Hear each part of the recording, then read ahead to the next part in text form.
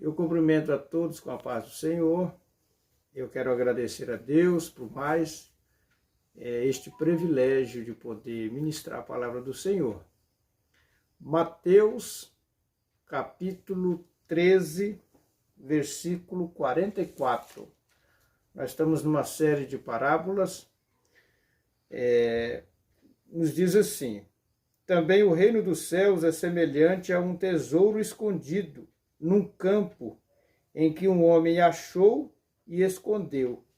E pelo gozo dele vai, vende tudo quanto tem e compra aquele campo. Aqui Jesus conta mais uma parábola, desta feita do tesouro escondido. Lembrando que na época, nos dias de Jesus, era muito comum as pessoas donas de terras, pessoas ricas, abastadas, elas tinham o costume de esconder tesouro, pedras preciosas como prata, ouro, cobre, dinheiro e sucessivamente. Então era um costume muito comum, praticado pelas pessoas bem de situações da época de Jesus. Então Jesus pegou esse costume e trouxe uma parábola, um ensinamento espiritual para a sua igreja.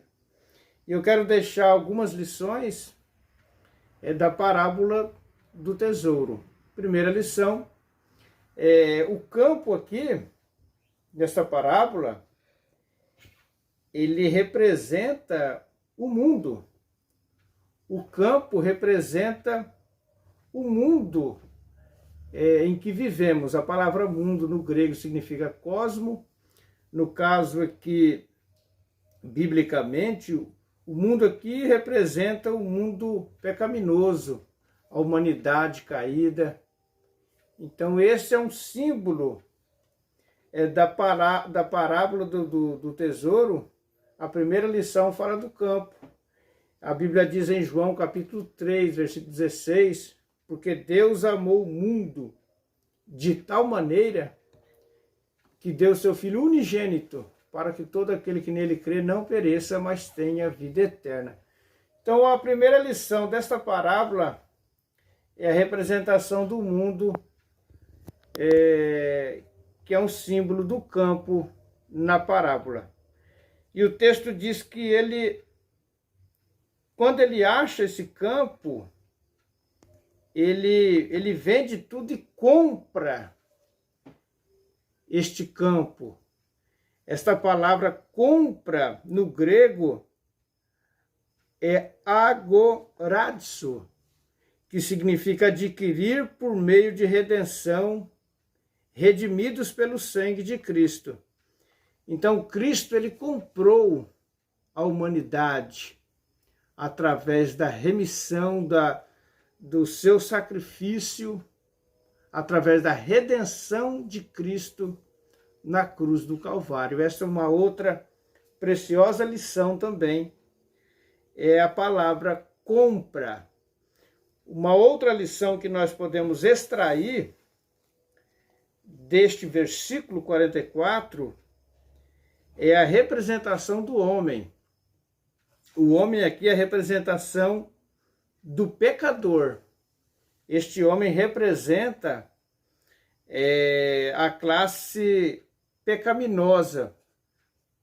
Todo ser humano ele já nasce com o pecado capital. Ele precisa nascer de novo, ser uma nova criatura. Então esse homem, ele representa o pecador. Filipenses capítulo 3, versículos 7 e 8, nos diz assim a palavra do Senhor. Filipenses capítulo 3, versículos 7 e 8, nos diz assim: mas o que para mim era ganho, reputei-o por perda por Cristo. E na verdade tenho também por perda todas as coisas, pela excelência do conhecimento de Cristo Jesus, meu Senhor, pelo qual sofri a perda de todas estas coisas e as considero como esterco para que possa ganhar a Cristo. Então, este homem é uma representação do homem pecador, como foi no caso de Paulo. Mas ele deixou tudo, ele abriu mão de tudo, ele considera tudo como esterco, coisas desta terra, para adquirir esse tesouro precioso. Então, isso é muito importante. Então, este homem representa o pecador. A outra lição que nós podemos extrair é o tesouro enterrado. O que representa esse tesouro enterrado? Esse tesouro enterrado, ele representa a Jesus Cristo. Jeremias capítulo 9, versículo 23 e 24, que nos diz assim a palavra do Senhor. Jeremias capítulo 9, versículo 23 e 24, nos diz assim: Assim diz o Senhor, não se glorie o sábio na sua sabedoria, nem se glorie o forte na sua força, não se glorie o rico nas suas riquezas, mas o que se gloriar, glorie-se nisto, em me conhecer e saber que eu sou o Senhor, que faço benefício, juízo e justiça na terra, porque destas coisas me agrado, diz o Senhor. Então, este tesouro representa Cristo, o bem maior que a humanidade pôde e pode adquirir é Jesus Cristo. A outra lição que nós podemos extrair: Cristo é o nosso tesouro supremo. Cristo é o nosso tesouro supremo. Colossenses capítulo 2, versículo 2 e 3 nos diz: para que os seus corações sejam consolados, estejam unidos em amor e enriquecidos na plenitude da inteligência, para conhecimento do ministério de Deus Cristo, em quem estão escondidos todos os tesouros da sabedoria e da ciência. Então, Cristo é o nosso tesouro supremo, excelente. O nosso maior tesouro é o próprio Jesus Cristo. Então, você que vendeu tudo e comprou este campo e achou este tesouro, segure, não abre mão disso, porque aí vem a nossa salvação para a glória de Jesus. Uma outra lição: Cristo é o nosso tesouro permanente. Mateus capítulo 6, versículo 19, nos diz assim.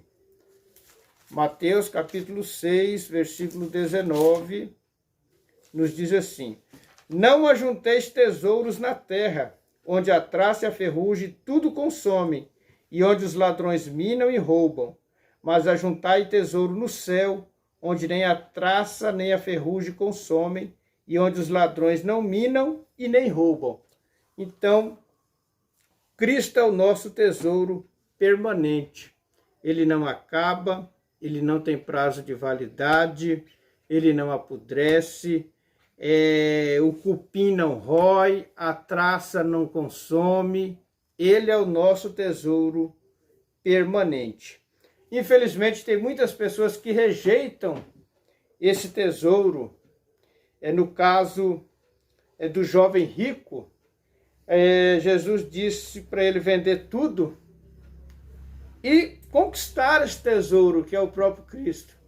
A Bíblia diz que o rosto dele ficou diferente, o seu semblante mudou, porque ele estava arraigado com as coisas aqui deste mundo, desta terra. Então, infelizmente, ele perdeu esse tesouro, ele deixou de comprar esse tesouro, que é uma representação de Jesus. Outros já abraçaram esse tesouro, foi no caso de Pedro, né? Lucas capítulo 5, ele largou a rede, ele emprestou o barco para Jesus, E Jesus falou, de hoje em diante você não vai ser mais pescador de peixe, mas você vai ser pescador de homens, ou seja, você vai ser um discípulo, um missionário. Zaqueu também desceu da árvore e abraçou este tesouro. É uma coisa muito importante na parábola, que nós podemos destacar, é a palavra reino. A palavra reino significa basileu, que significa território dominado por uma autoridade real. A palavra céus, Mateus escreveu para os judeus. Os judeus, ele não fala muito o nome de Deus por temor e tremor. Então, no Evangelho de Mateus, Mateus, como escreveu para os judeus, está a palavra céus. Tesouro escondido. Esse tesouro escondido é o próprio Cristo, que desceu do céu e começou o seu ministério aos 30 anos de idade. Ou seja, então ele ficou escondido. O próprio Deus guardou esse tesouro, o seu filho Jesus, 30 anos. Depois ele teve um ministério de 3 anos e meio para a glória de Cristo Jesus. Outra palavra, que pelo gozo dele, ele achou e escondeu, e pelo gozo dele, ou seja, todo aquele que encontra esse tesouro, ele sente gozo, ele sente alegria, ele sente paz, ele sente harmonia, porque ele encontrou esse tesouro, que é um tipo de Cristo. Vende, ele vendeu. O versículo diz que vai e vende, ou seja, ele abre mão de todo o materialismo, de todas as coisas mundanas, de todo o prato mundano, para ficar com esse tesouro, que é uma representação de Jesus. E nos diz assim, vai e vende tudo quanto tem e compra aquele campo. Agora, este campo muda de figura na parábola. Agora, aquele campo é uma representação do céu, ou seja, da nova Jerusalém, da morada eterna com Cristo Jesus. Porque ele vendeu tudo e comprou aquele campo, e juntamente com este campo, a maior riqueza, que é o tesouro, que é uma representação de Jesus Cristo. Que Deus abençoe a sua vida, esteja compartilhando, se inscrevendo no canal, deixe seu like, acione o sininho, e juntamente nós estaremos evangelizando.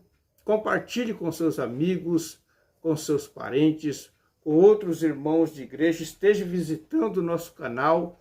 Nós temos ali muitos temas de mensagens que eu tenho certeza que vai enriquecer ainda mais a tua vida espiritual e o teu conhecimento. Você que gosta de pregar, evangelizar, ensinar, tudo é para a honra e para a glória de Cristo Jesus. Deus abençoe, a paz do Senhor.